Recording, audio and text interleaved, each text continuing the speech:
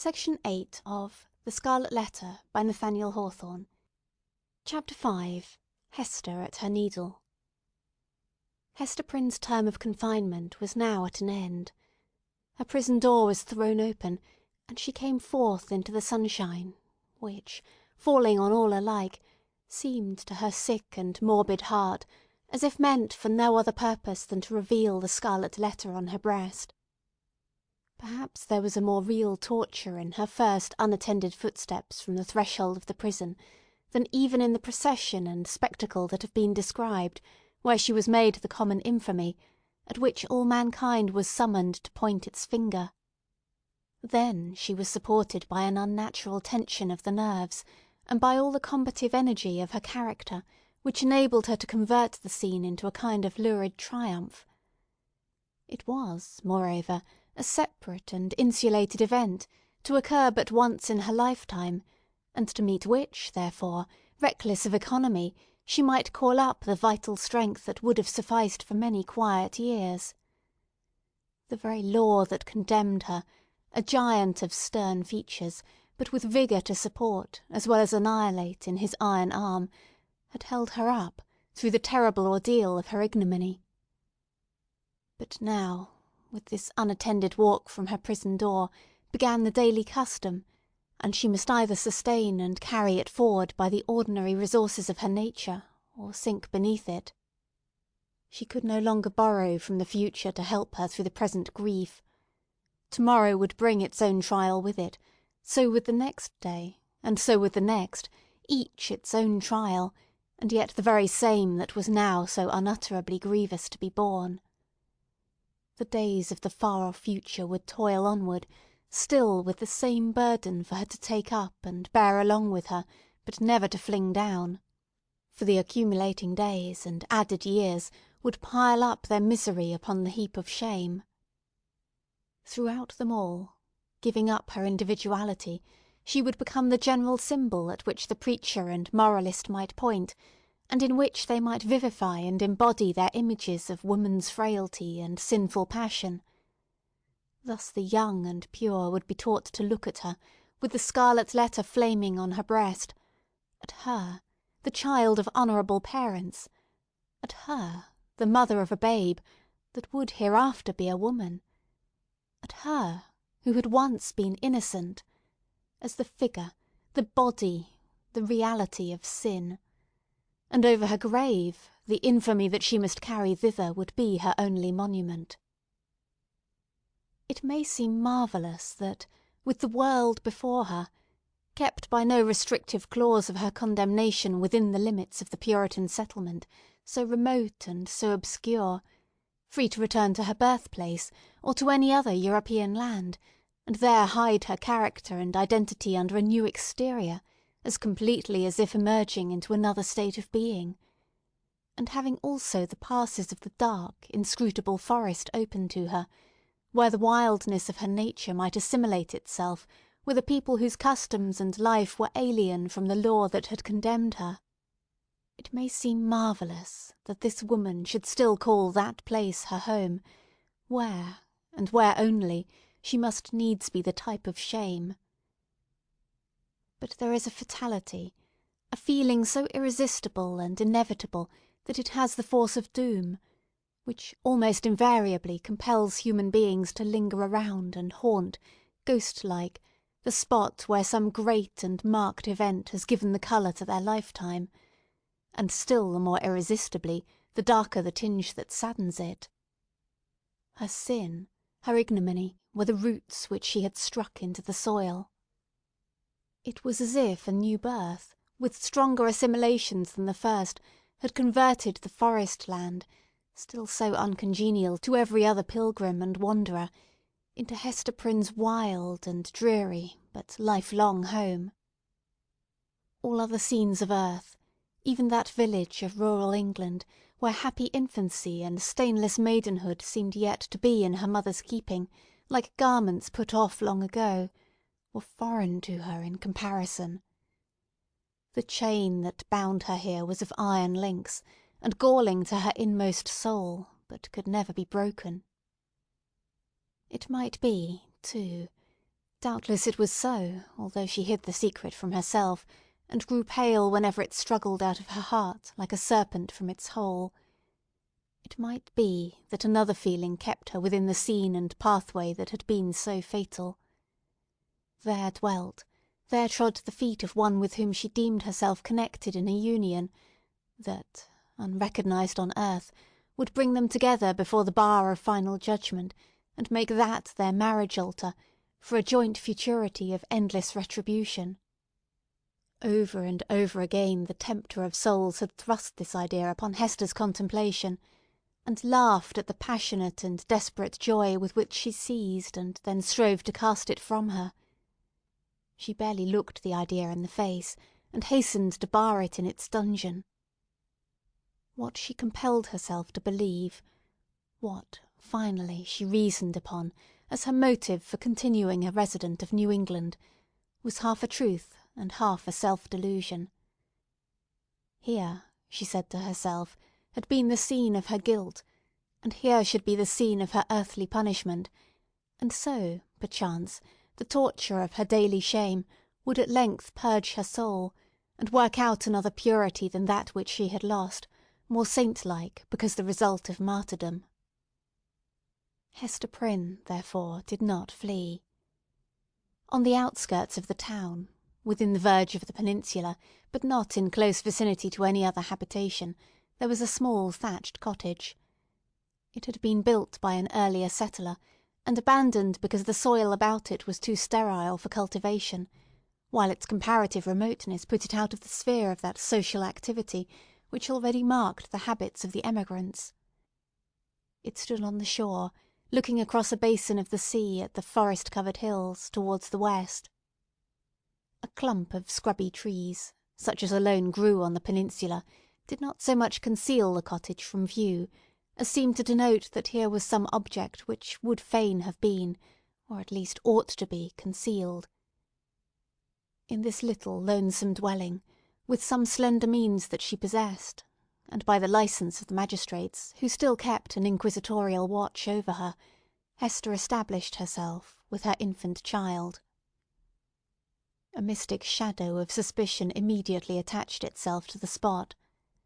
Children, too young to comprehend wherefore this woman should be shut out from the sphere of human charities, would creep nigh enough to behold her plying her needle at the cottage window, or standing in the doorway, or labouring in her little garden, or coming forth along the pathway that led townward, and, discerning the scarlet letter on her breast, would scamper off with a strange, contagious fear.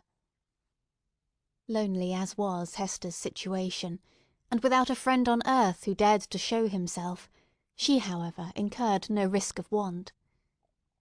She possessed an art that sufficed, even in a land that afforded comparatively little scope for its exercise, to supply food for her thriving infant and herself. It was the art, then, as now, almost the only one within a woman's grasp, of needlework.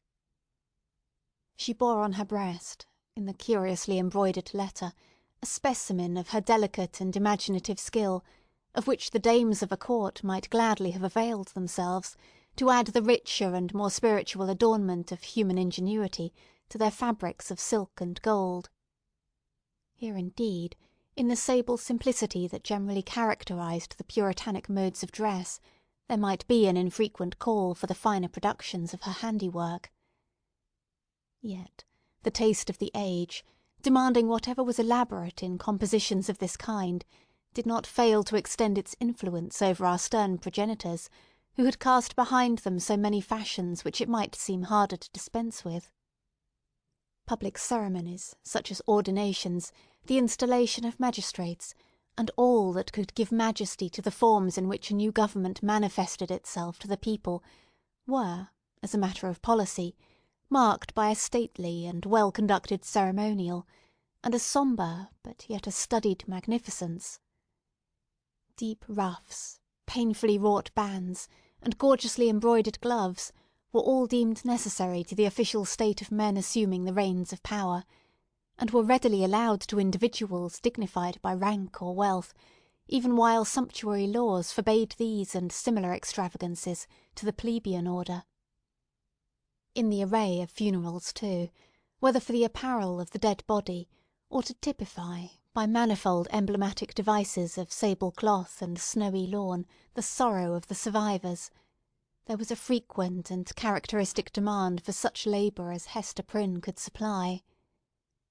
Baby linen, for babies then wore robes of state, afforded still another possibility of toil and emolument. By degrees, nor very slowly, her handiwork became what would now be termed the fashion. Whether from commiseration for a woman of so miserable a destiny, or from the morbid curiosity that gives a fictitious value even to common or worthless things, or by whatever other intangible circumstance was then, as now, sufficient to bestow, on some persons, what others might seek in vain, or because Hester really filled a gap which must otherwise have remained vacant, it is certain that she had ready and fairly requited employment for as many hours as she saw fit to occupy with her needle. Vanity, it may be, chose to mortify itself by putting on, for ceremonials of pomp and state, the garments that had been wrought by her sinful hands. Her needlework was seen on the ruff of the governor, military men wore it on their scarves, and the minister on his band, it decked the baby's little cap, it was shut up, to be mildewed and moulder away in the coffins of the dead. But it is not recorded that, in a single instance, her skill was called in to embroider the white veil which was to cover the pure blushes of a bride. The exception indicated the ever relentless rigour with which society frowned upon her sin. Hester sought not to acquire anything beyond a subsistence, of the plainest and most ascetic description, for herself, and a simple abundance for her child. Her own dress was of the coarsest materials and the most sombre hue, with only that one ornament, the scarlet letter, which it was her doom to wear. The child's attire, on the other hand, was distinguished by a fanciful, or, we might rather say, a fantastic ingenuity, which served indeed to heighten the airy charm that early began to develop itself in the little girl, but which appeared to have also a deeper meaning. We may speak further of it hereafter. Except for that small expenditure in the decoration of her infant, Hester bestowed all her superfluous means in charity on wretches less miserable than herself, and who not unfrequently insulted the hand that fed them. Much of the time, which she might readily have applied to the better efforts of her art, she employed in making coarse garments for the poor. It is probable that there was an idea of penance in this mode of occupation, and that she offered up a real sacrifice of enjoyment in devoting so many hours to such rude handiwork. She had in her nature a rich, voluptuous, oriental characteristic, a taste for the gorgeously beautiful, which, save in the exquisite productions of her needle, found nothing else, in all the possibilities of her life, to exercise itself upon. Women derive a pleasure, incomprehensible to the other sex, from the delicate toil of the needle.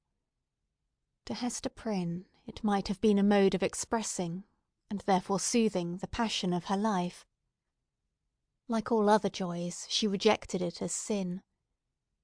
This morbid meddling of conscience with an immaterial matter betokened, it is to be feared, no genuine and steadfast penitence, but something doubtful, something that might be deeply wrong beneath. In this manner, Hester Prynne came to have a part to perform in the world. With her native energy of character, and rare capacity, it could not entirely cast her off, although it had set a mark upon her, more intolerable to a woman's heart than that which branded the brow of Cain. In all her intercourse with society, however, there was nothing that made her feel as if she belonged to it. Every gesture, every word, and even the silence of those with whom she came in contact, implied, and often expressed, that she was banished, and as much alone as if she inhabited another sphere, or communicated with the common nature by other organs and senses than the rest of humankind. She stood apart from moral interests, yet close beside them, like a ghost that revisits the familiar fireside, and can no longer make itself seen or felt, no more smile with the household joy, nor mourn with the kindred sorrow. Or, should it succeed in manifesting its forbidden sympathy, awaking only terror and horrible repugnance.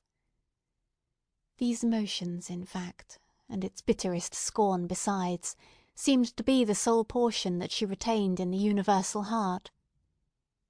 It was not an age of delicacy, and her position, although she understood it well, and was in little danger of forgetting it, was often brought before her vivid self-perception, like a new anguish, by the rudest touch upon the tenderest spot. The poor, as we have already said, whom she sought out to be the objects of her bounty, often reviled the hand that was stretched forth to succour them. Dames of elevated rank, likewise, whose doors she entered in the way of her occupation, were accustomed to distil drops of bitterness into her heart, sometimes through that alchemy of quiet malice by which women can concoct a subtle poison from ordinary trifles, and sometimes also by a coarser expression that fell upon the sufferer's defenceless breast like a rough blow upon an ulcerated wound.